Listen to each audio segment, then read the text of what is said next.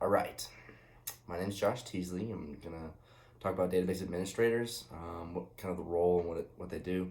Their role is their individual responsibility is to define and implement consistent principles for a variety of data issues. Some of the skills and training that they need an undergraduate degree of computer science or database management or computer information systems, something along those lines.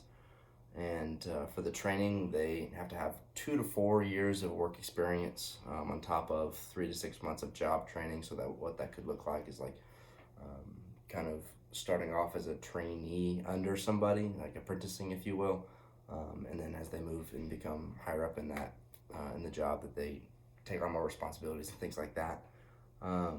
Next part is how does this differ from a database analyst, and what a database analyst is.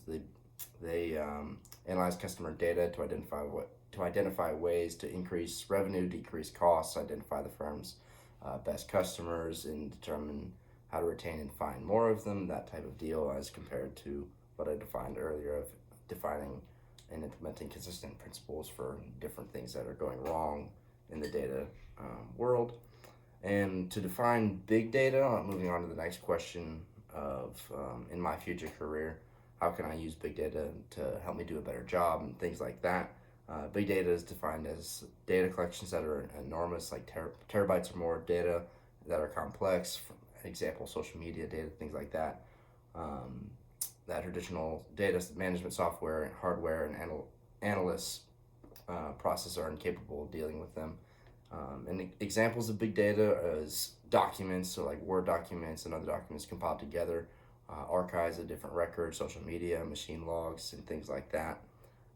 That comes within big data. You've got the volume, velocity, and variety of the data.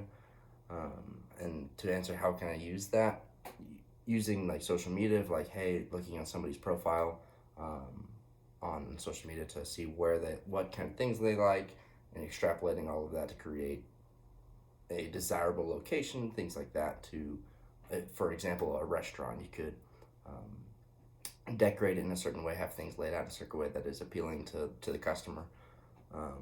And for the gas station example, using that same idea of having things lined up in a specific way. So if you're wanting to advertise, for example, Coke, you could put that up closer to the front of the store so that they see that, or bring that to the front, something that brings it out, that makes it easier to see, that catches customers' attention quicker, things like that. Making sure that as transactions are recorded, seeing how often certain people come in, and having apps like Chick-fil-A and Starbucks and a lot of other places have their own apps, so they can record a lot more data, have that more personalized in today's world.